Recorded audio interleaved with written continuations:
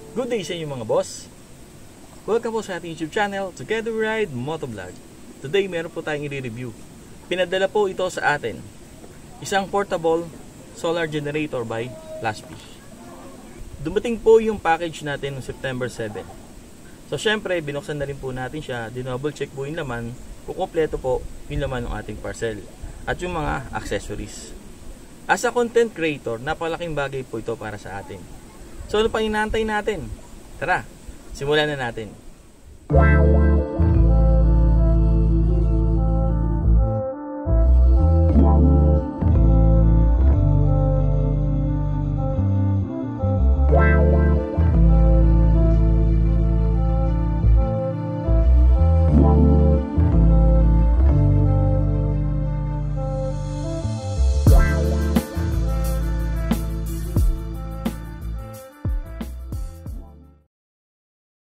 So ano ba included sa package?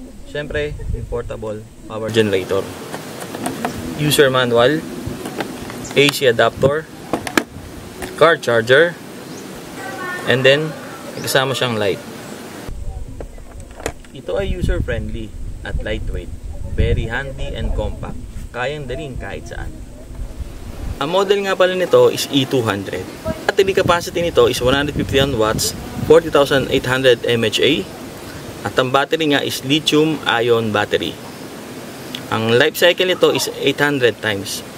So ano nga ba yung cycle na tinatawag? So once na charge na siya, consider as one cycle na po. Like sa mga cellphone natin, kung napapansin nyo, after 1 to 2 years, bumababa na yung quality ng battery or madali na siyang malobat.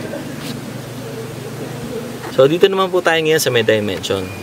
So, ang height pala nito is 125mm or 8.2 inches. Ang length naman niya is 144mm or 6.2 inches. Ang width naman niya is 77mm or 4.3 inches. Ang weight nga pala nito is 4.08 pounds. Meron nga pala itong dalawang rubber feet. So, ang purpose nito, para hindi siya madaling dumulas. Sa taas naman niya, meron siyang handle. Dito nga pala sa side ng ating portable solar generator, meron siyang dalawang fan. Na-observe ko rito habang charge ko, for every 5 to 10 minutes, gumagana yung exhaust. Dito naman tayo sa mga outputs. So, kita nyo mga boss, meron siyang separator.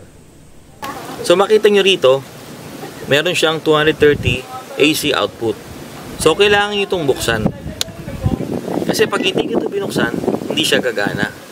So, ganun din dito sa kabila. So, meron siyang button.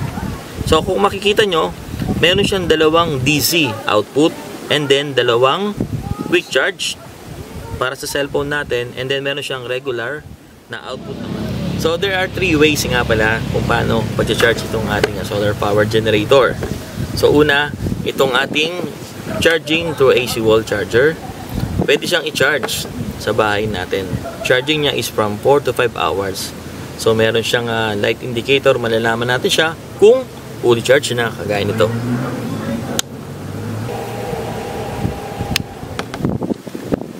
Pangalawa, using this charging by a car charger, using this cigarette socket na nasa loob naman ng kotse natin.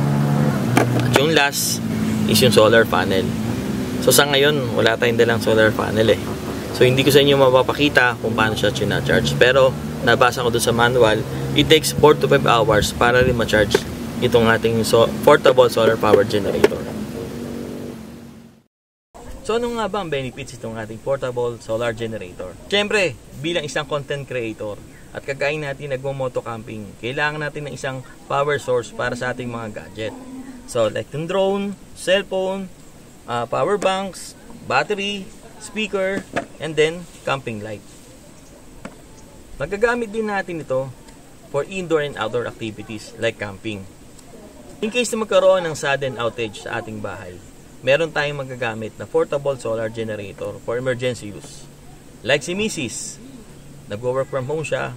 Ganon din yung mga bata, minsan online class. Magkaroon man ng power interruption, meron tayong available alternative na power source. So mga boss, hindi na natin kailangang magdala ng mga power banks, ng mga batteries. Dito lang, sapat na.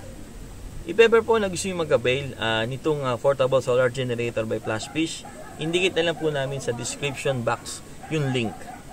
Maraming variant available po si Flashfish na portable solar generator. Makikita nyo rin po sa link na ipoprovide namin ang mga iba't ibang product, pati na rin po yung mga price nito. If you want to avail online through Shopee or Lazada, search nyo lang po yung Flashfish. Bago matapos siguro yung ating vlog dito sa pag-review dito sa ating portable solar generator by Flashfish, gusto ko munang pasalamat kay Mr. Kimbell. Thank you, sir, sa opportunity na pinagkaloob nyo para ma-review itong Flashfish. So nga pala, ang price nga pala nito mga boss is 5,681 lang. So search nyo lang po doon sa may Lazada or sa Shopee. So napakamura po nitong solar na power generator na to. Compare nyo po sa mga ibang power station. So yun nga, muli kami nagpapasalamat po sa Flashfish sa opportunity na pinagkaloob nyo po sa amin para i-review itong inyong portable solar generator. Hindi man po ganun kalaki yung ating channel. Nagpapasalamat po kami sa binigay nyong pagtitiwala. Siyempre sa mga viewers and subscribers po natin, no, na patuloy na sumusuporta sa aming channel. Maraming salamat po sa inyo. Kung bago pa lang sa aming channel, please like, comment, share, and subscribe to YouTube channel. Together we ride Motovlog. Always stay humble and kind. Ride safe mga boss. Ingat po kayo palagi. Thank you po. God bless. See you on the next time.